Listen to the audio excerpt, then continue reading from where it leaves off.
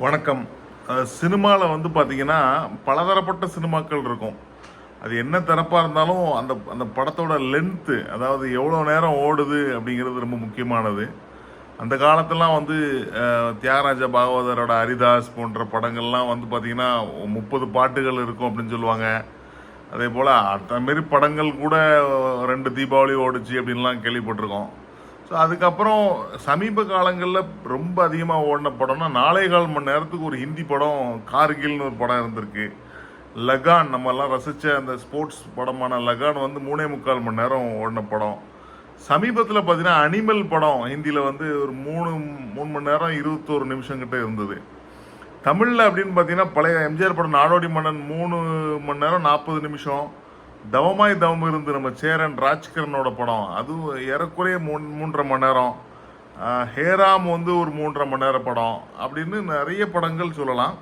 So அந்த வகையில் இப்போ புதுசாக இறங்கியிருக்கிற லென்த்தியான ஒரு ஃபிலிமை பற்றி நம்ம பார்க்க போகிறோம். Pushpa 2 the rule. இந்த படத்தோட பாசிட்டிவ் என்ன அப்படின்னு பார்த்தா எந்தவித தயக்கமே இல்லாமல் சொல்லலாம், அல்லு அர்ஜுன் அப்படின்னு சொல்லலாம். அதாவது ரிங்க ரிங்கா ரிங்க ரிங்கான அந்த பாட்டில் வந்து பயங்கரமான ஸ்டெப் மூமெண்ட்டோடு நம்ம அவரை பார்த்தோம். சிம்பு தமிழில் எப்படி இருந்தாரோ அதே மாதிரி அல்லு அர்ஜுன் இருந்தார் தெலுங்கில் அப்படின்னு சொல்லலாம். ஆனால் அவரோட வளர்ச்சி வந்து இன்னைக்கு வந்து புஷ்பா படத்துக்கு அப்புறம் இந்த 2வது பாட்டுக்கு வந்து அவ்வளோ அபிரிதமான வளர்ச்சியை நம்ம பார்க்குறோம். அவரோட ஸ்டைலாக இருக்கட்டும், இந்த ஒத்த கை இப்படி வச்சுட்டு இருக்கட்டும், இல்லை மேனரிசமாக இருக்கட்டும், இல்லை அந்த எமோஷன் சீனில் அவர் நடிக்கிறதா இருக்கட்டும், டக்குன்னு அப்படி உள்றது அப்படின்னு சொல்லி அது மாதிரி குறிப்பாக டான்ஸ், நான் சொன்ன மாதிரி டான்ஸ் பட்டை கிளப்புறவர்.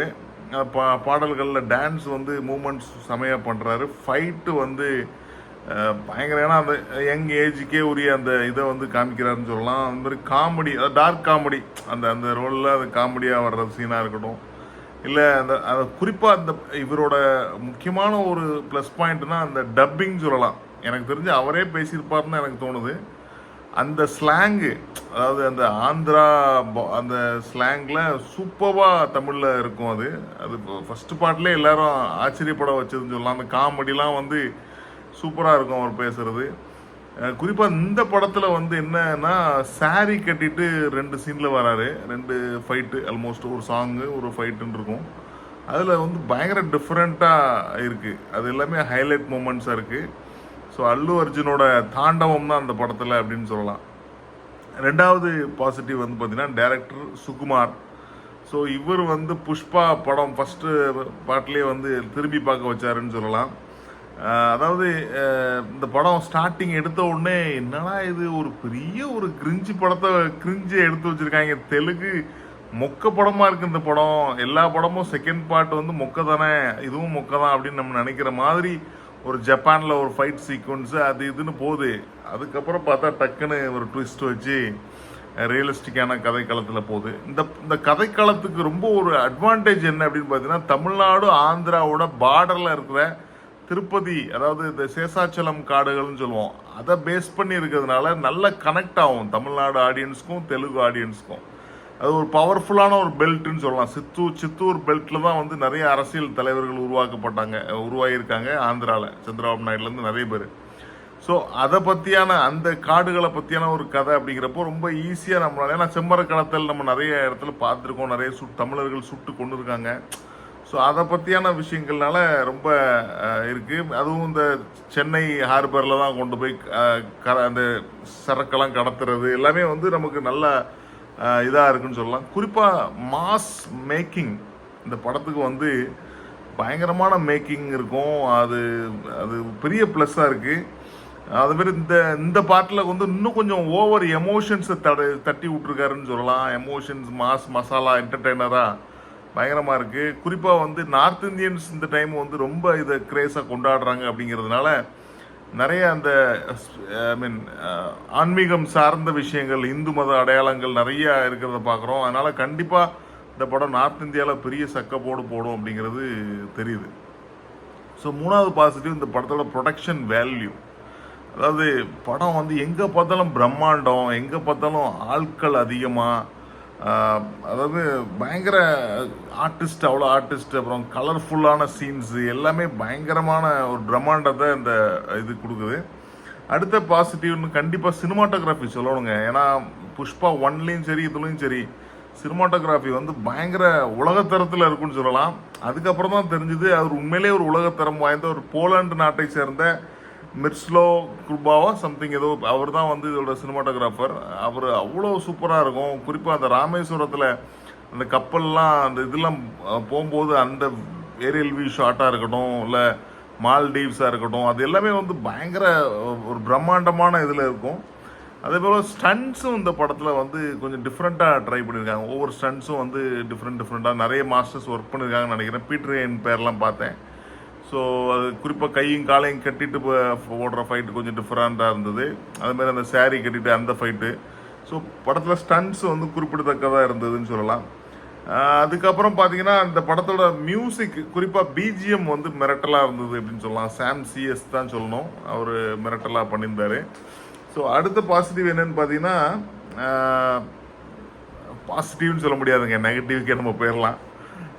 நெகட்டிவ் என்ன அந்த படத்தில் அப்படின்னு பார்த்தீங்கன்னா லென்த்துன்னு சொல்லலாம்.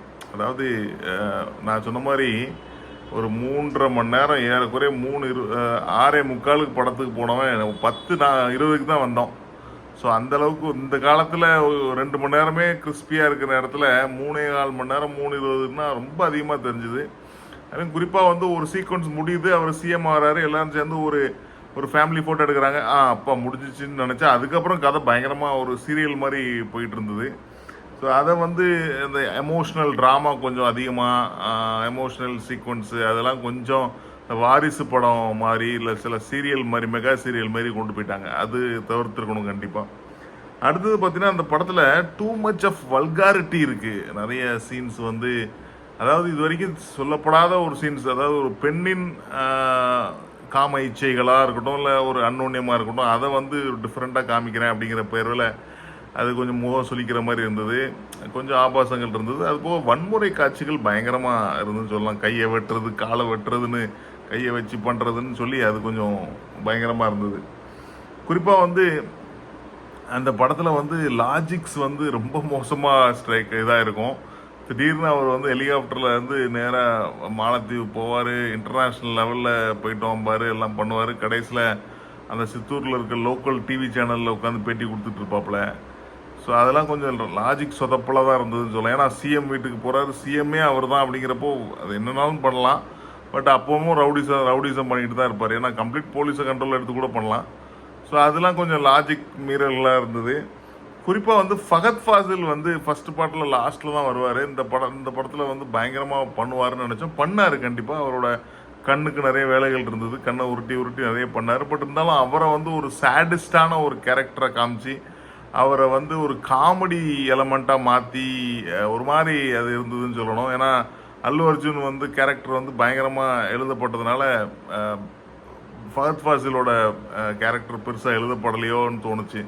அவர் நல்லா வச்சிருக்காரு. பட் நம்ம எதிர்பார்த்த அளவுக்கு ஃபாஃபா வந்து நடிப்பு அரக்கனா அந்த படத்தில் இல்லை, ஒரு காமெடியனாக இருந்தார் அப்படின்னு சொல்கிற அளவுக்கு தான் இருந்தது.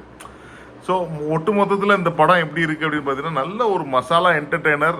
கொஞ்சம் உங்களுக்கு டைம் இருக்குது அப்படின்னா கண்டிப்பாக நீங்கள் போய் இந்த படத்தை பார்க்கலாம். ஏன்னா எனக்குலாம் வந்து நான் சொன்ன மாதிரி அந்த பாயிண்ட்டுக்கு அப்புறம் நமக்கு என்ன தோணுச்சுன்னா, இவனுங்க காசு சம்பாதிக்கிறதுக்காண்டி நம்ம இதுக்கெல்லாம் இவ்வளோ நேரம் உட்காந்து படத்தை பார்க்கணும் அப்படின்னு ஒரு ஃபீல் வந்துடுச்சு அந்த பீரியடுக்கு அப்புறம். நான் சொல்கிறது ஒரு 3 மணி நேரம் அந்த டைமுக்கு அப்புறம்.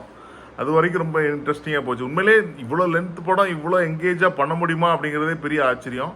அதுக்கு இயக்குனருக்கு பெரிய ஹேட்ஸ் ஆஃப். பட் ஸ்டில் ஒரு நல்ல மசாலா என்டர்டெய்னர், ஃபேமிலியோடு போவீங்க இப்போ பார்க்கலாம் அப்படின்னா நீங்கள் பார்க்கலாம். ஆனால் ஃபேமிலியோடங்கிறது பெண் குழந்தைகள் சின்ன பிள்ளைகளுக்கு கொஞ்சம் கஷ்டமாக இருக்கலாம் மேபி. பட் கண்டிப்பாக இந்த படம் வந்து தெலுங்குலேயோ இல்லை ஹிந்திலேயோ மாஸ் என்டர்டெய்னராக ஹிட்டாக பல ரெக்கார்டுகளை முறியடிக்கும் அப்படிங்கிறதுல எந்த வித மாற்று கருத்தும் இல்லை. புஷ்பா த ரூல் வெற்றி தான். வணக்கம்.